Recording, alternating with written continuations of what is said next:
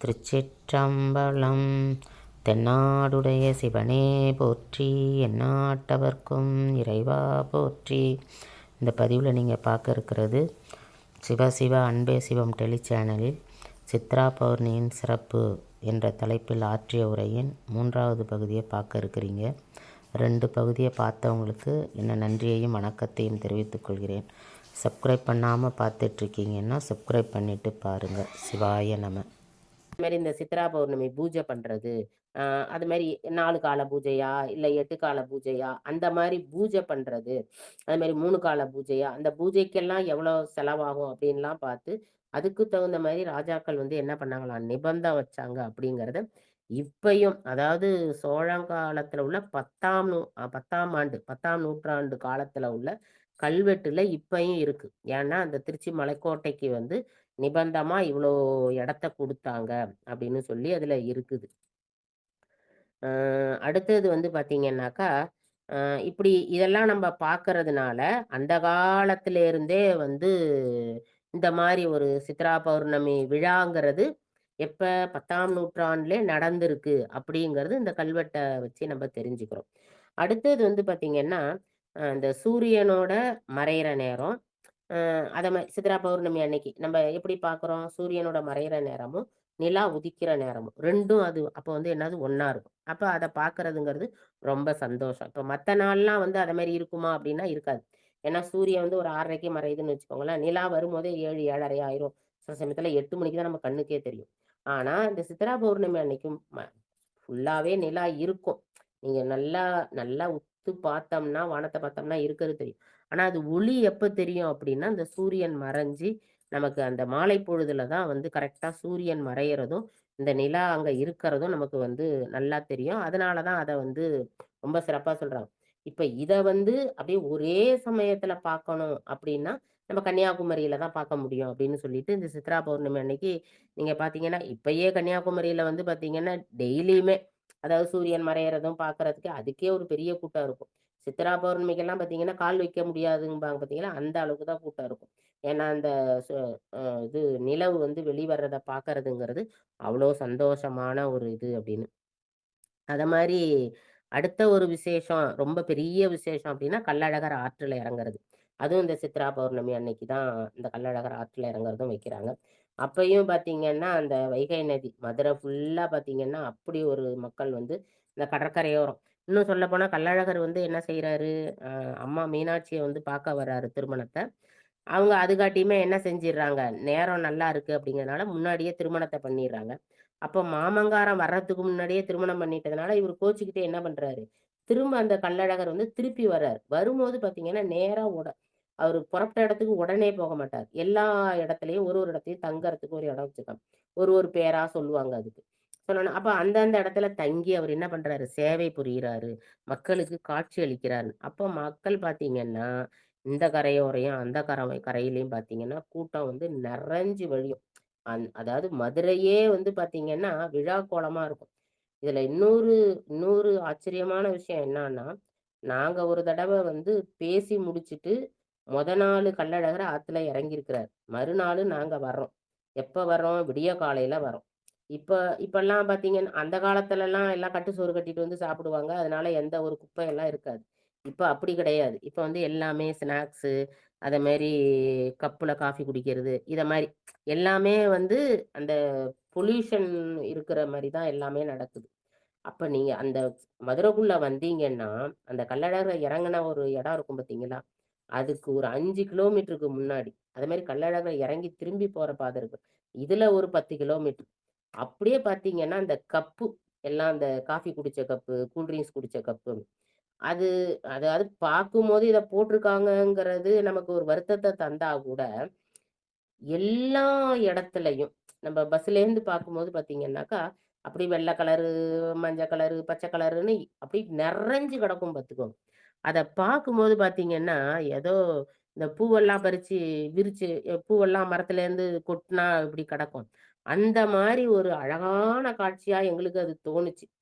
அது வந்து மனசுக்கு கஷ்டமா தான் இருந்துச்சு. இவ்வளோ இது குப்பையாக்கிட்டு போயிருக்காங்கங்கிறது ஒரு பக்கம் இருந்தா கூட, அந்த 2 கரையோரத்துலயும் அவ்வளோ இது கப்புகள் கடந்துச்சு. நாங்க அத வந்து ரசிச்சோம் தான். ரசிக்க தான் செஞ்சோம். சரி என்ன பண்றது? இப்படி ஒரு இது இருந்தா கூட, அந்த மாரி அவ்வளோ கூட்டங்கள் நெறஞ்சு வழியுது அந்த கள்ளழகர் ஆத்துல இறங்கும்போது.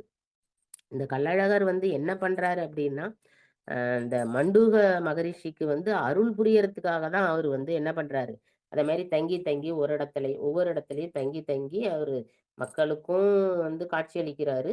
இந்த மண்டூக முனிவருக்கும் வந்து அருள் குடுத்தாரு அப்படிங்கிற நிகழ்வா தான் இந்த கள்ளழகர் நிகழ்ச்சிய கொண்டாடுறாங்க. அத மாரி இன்னும் அடுத்த விசேஷம் அப்படின்னு பார்த்தீங்கன்னாக்கா, சித்ரா பௌர்ணமி நாள்ல காஞ்சிபுரம். காஞ்சிபுரத்துல உள்ள வரதராஜ பெருமாள் வந்து நடவாவி அப்படிங்கிற கிணத்துல இருந்து எழுந்தருள்றாராம். இந்த சித்ரா பௌர்ணமி அன்னைக்கு தான்.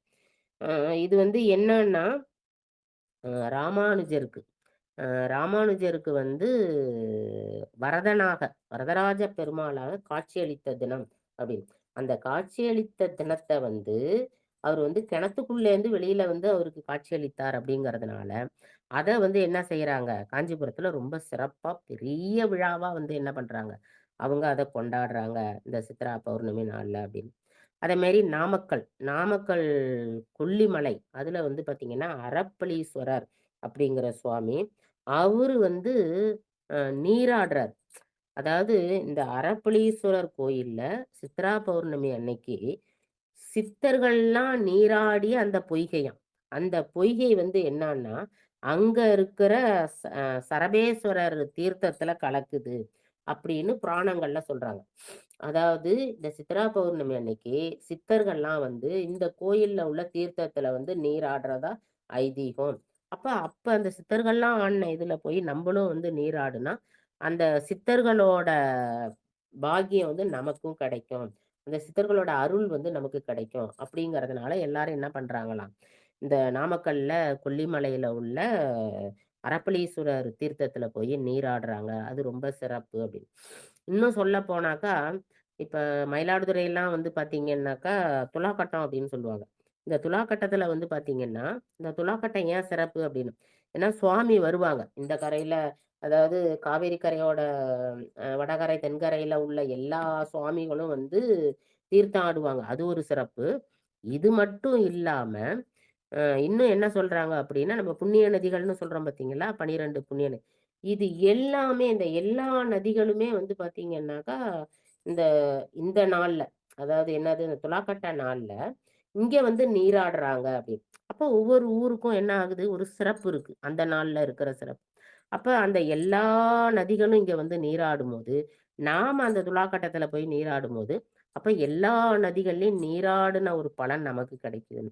அதே போல தான் இங்கேயும் வந்து பார்த்தீங்கன்னா, அந்த சித்ரா பௌர்ணமி அன்னைக்கு நாமக்கல்ல வந்து இந்த சித்தர்கள்லாம் வந்து நீராடுறதாவும், அப்ப போய் நம்ம நீராடும்போது, இந்த சித்தர்களோட அ அருள் நமக்கு கிடைக்கும் அப்படின்னு ரொம்ப அழகா சொல்றாங்க. கண்டிப்பா வந்து இத கேட்டுக்கிட்டு இருக்க வந்து, அந்த சரபேஸ்வர தீர்த்தத்துல போய் நீராடணும் அப்படின்னு கேட்டுக்கிறேன். அடுத்தது வந்து பார்த்தீங்கன்னா, அ இந்த சித்திரகுப்தர் அப்படின்னு ஃபர்ஸ்ட்டே சொன்னேன். இந்த சித்திரகுப்தர் வந்து பார்த்தீங்கன்னா, எப்படி வந்து சித்திரகுப்தர நியமிச்சாங்க அப்படிங்கிறதுக்கு ஒரு புராண கதை சொல்றாங்க. என்ன சொல்றாங்க அப்படின்னாக்கா, பார்வதி தேவி வந்து பார்வதி தேவியும் பார்வதி தேவியோட வேலை என்னது? மக்களுக்கு வந்து அருள் செய்யறது. அதாவது எம்பெருமான கேட்டு, இப்ப என்ன சொல்லுவாங்க அப்படின்னா, சிவன் சும்மா தான் இருப்பாரு. அம்பாள் தான் வந்து என்ன செய்வா? நமக்கு அருள் செய்வா. அப்ப ஒரு ஒரு மனிதனுக்கோ, இல்ல ஒரு விலங்குகளுக்கோ, இல்ல ஒரு தாவரத்துக்கோ, எல்லாத்துக்கும் எல்லாத்துக்கும் அருள் செய்யணும். எல்லாத்துக்கும் அருள் செய்யணும் இல்லையா? சுவாமியோட அருள் இருக்கணும் நமக்கு. அப்ப சுவாமியோட அருள் வேணும் அப்படின்னா, அம்பாள் தான் அத வந்து சக்தியா இருந்து நமக்கு தர்றா. அப்ப சொன்னோனே சுவாமி வந்து சுவா சுவாமி அவரு சித்தமா அப்படியே இருக்காரு. அம்பாள் வந்து அருள் செய்யறதுக்கு பார்த்துட்டு இருந்தா. அப்ப 2 பேரும் என்ன செய்றாங்களாம், அ அவரு சுவாமி சொன்ன பிறகு தான் செய்யணும். சுவாமி வந்து யாருக்கு என்ன அருள் செய்ய சொல்றாரோ, அதுக்கப்புறம் தான் அம்பாள் செய்யணும். அப்ப அந்த இடைப்பட்ட நேரம் இருக்கு பார்த்தீங்களா? அப்ப வந்து அவ சும்மா உட்கார்ந்திருந்தா. இப்போ உதாரணமா பார்த்தீங்கன்னாலே, இப்ப நாமே வந்து ஒரு படிக்க போறோம்னு வச்சுக்கோங்களேன். படிக்கிறோம். இல்ல அதுக்கடுத்து என்னமோ செய்றோம். ஒண்ணு அப்ப ஏதோ ஒரு வரும்போது நம்ம அறியாமலே ஒரு நோட்டு வச்சிருக்கோம், ஒரு பென்சில் வச்சிருக்கோம்னா, எதையாவது ஒண்ணு கிறுக்கிட்டு இருப்போம். அதேமாரி ந குழந்தைங்கள்லாம் பார்த்தீங்கன்னா, அந்த மணல்ல விளையாட விட்டோம்னா, அதுவும் மணல்ல போய் பேர் எழுதுறது அப்படின்னு. நமக்கு என்ன புடிச்சிருக்கோ, இப்ப நமக்கு ஒரு பேர் எழுத புடிச்சிருக்குன்னா, பேர் எழுதுவோம். இல்ல ஏதாவது வரைய பிடிச்சிருக்குன்னு சில பேர்லாம் பார்த்தீங்கன்னா, தாமரைப்பூ வரைவாங்க. சில பேர்லாம் பார்த்தீங்கன்னா, மயில் வரைவாங்க. அதாவது இதெல்லாம் வந்து அனிச்சையாவே செய்ற செயல். இப்ப சாதாரணமாவே இப்ப இப்ப நம்ம வந்து மயில் வரையணும்னு வரைய மாட்டோம். அதேமாரி தாமரைப்பூ வரையணும்னு வரைய மாட்டோம். நம்ம சாதாரணமா உட்கார்ந்திருக்கும்போது, சரி என்னமோ கிறுக்குறோம். அப்ப பார்த்தீங்கன்னா, ஒரு தாமரை பூவ வரைவோம். அந்த மாரி. இல்ல ஒரு ஃபர்ஸ்ட்டு ஊனா போட்டு பார்ப்போம். இல்லன்னா நம்ம பேர எழுதி பார்ப்போம். இந்த மாரி எதையாவது ஒண்ணு நம்ம பேனா கையில இருந்தாலே நம்ம கிறுக்கிட்டு இருப்போம். ஏதோ ஒண்ணு செஞ்சுட்டு அதுபோல தான் இந்த பார்வதி தேவி என்ன பண்ணாளாம், அப்படி சித்திரமா வரைஞ்சாளாம். ஏதோ ஒரு சித்திரம் ஒண்ணு வரையறா. சொன்னோனே அந்த சித்திரமா வரைஞ்சத பார்த்துட்டு, சுவாமி என்ன பண்றாராம், அதுக்கு உயிர் குடுக்குறாராம். அப்ப அந்த மாரி உயிர் குடுத்ததுனால தான், அவர உயிர் குடுத்து யமதர்மனுக்கு என்னவா பண்ணாராம், கணக்கு பிள்ளையா நீ இருக்கணும் அப்படின்னு. ஏன்னா யமதர்மன் வந்து தர்ம கணக்குப்படி எல்லாம் நடத்துவாரு. ஆனா, இப்ப யமதர்மன் வந்து என்ன செய்வாரு, இந்த மாரி சொல்லணும். நீ ஒரு மனிதன் வந்து இவ்ளோ பாவம் செஞ்சிருக்கான், இவ்ளோ புண்ணியம் செஞ்சிருக்கான். அவனுக்கு வாழ்க்கைய வந்து அந்த பாவத்துக்கு தகுந்த மாரி அவனுக்கு தண்டனையும், அதே மாரி புண்ணியத்துக்கு தகுந்த மாரி அவன் சந்தோஷத்தையும் அனுபவிக்கிறதுக்கு இதெல்லாம் குடுக்கணும் அப்படின்னு. அப்ப எவ்வளவு பாவம் செஞ்சிருக்கான், எவ்வளவு புண்ணியம் செஞ்சிருக்கான் அப்படிங்கிறது தெரியணும் இல்லையா? அப்ப அதுக்கு ஒரு ஆள் இருந்ததுன்னாக்கா, அவரு எழுதி வச்சிருப்பாரு. அத பார்த்து நம்ம வந்து என்ன செஞ்சிடலாம் அப்படின்னு. அப்ப அதாவது யமதர்மனோட வேலைய குறைக்கிறதுக்கு. அப்ப இவ இவ என்ன சுவாமி வந்து பார்க்குறாரு. இவ ஏதோ ஒரு சித்திரம் வரைஞ்சிருக்கிறா. அந்த சித்திரத்துக்கு உயிர் குடுத்தாராம் சுவாமி. அப்ப அந்த சித்திரம் வந்து உயிர் பெற்று வருது. அப்படி உயிர் பெற்று வந்தது சித்திரத்திலேருந்து வந்ததுனால தான் அவர சித்திரகுப்தர் அப்படின்னு சொன்னாங்க. அப்ப அந்த சித்திரகுப்தர் வந்து உயிர் பெற்று வந்தார்ன்னு சொல்றோம் பார்த்தீங்களா? அது என்னைக்கு அப்படின்னு பார்த்தீங்கன்னா, இந்த சித்ரா பௌர்ணமி அன்னைக்கு தான்.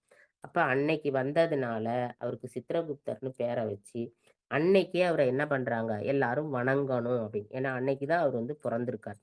அப்ப அவர வந்து வணங்கணும் அப்படின்னு சொல்லி அழகா வந்து இந்த சித்திரகுப்தரோட வரலாற நமக்கு சொல்றாங்க.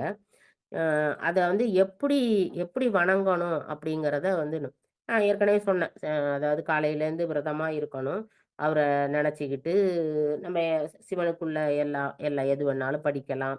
இல்ல சிவன சிந்திச்சுக்கிட்டு இருக்கலாம். இல்ல சிவாய நம சொல்லலாம். இல்ல நமச்சிவாய சொல்லலாம். எல்லாம் சொல்லிட்டு, அந்த காலத்தெல்லாம் என்ன செஞ்சாங்கன்னா, சித்திரகுப்தர் படி அளக்க அப்படின்னு வந்து ஓலைச்சுவடியில எழுதுவாங்களாம். அந்த ஓலைச்சுவடிய வச்சு வணங்குவாங்களாம்.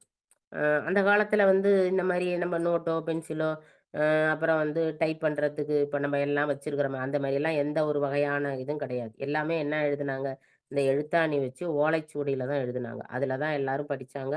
அதுல தான் எல்லாரும் எதா இருந்தாலும் எழுதி வச்சாங்க. அதனால தான் அது வந்து பார்த்தீங்கன்னா, இப்ப ஓலைச்சுவடியில இருந்ததுனால தான் நெறைய பொக்கிஷங்கள் அப்படின்னு சொல்றோம் பார்த்தீங்களா? இப்ப அகத்தியர் வந்து பார்த்தீங்கன்னாக்கா, கிட்டத்தட்ட 200 மருத்துவ நூல்கள் எழுதியிருக்கிறாராம். அ அ அந்த மாரி ஒவ்வொரு சித்தர்களுமே வந்து பார்த்தீங்கன்னாக்கா, தியானத்துக்கு எழுதுறது, அதாவது நோய்க்கு எழுதுறது, மருந்துக்கு எழுதுறது, என்னென்ன நமக்கு தேவையோ எல்லாமே எழுதி தான் வச்சிருந்திருக்காங்க.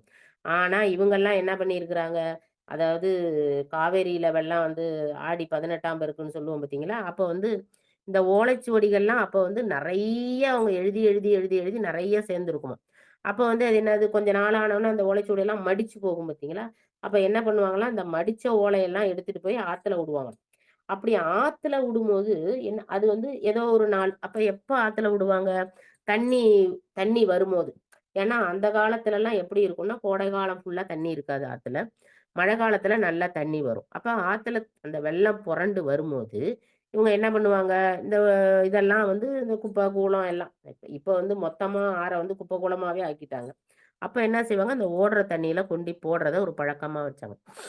அது கொஞ்ச நாள் கழிச்சு என்னான்னா, அந்த மடிச்சு போன ஓலைய போடணுங்கிறது இதாயி போயி, வீட்ல இருக்கிற ஓலையெல்லாம் கொண்டி போட்டுடணும். அந்த 18ஆம் பேருக்கு அப்படின்னு சொல்லி, எல்லாரும் என்ன பண்ணாங்க, எல்லா ஓலையும் கொண்டு போயி, எழுதின ஓலையெல்லாம் கொண்டு ஆத்துல விட ஆரம்பிச்சாங்க.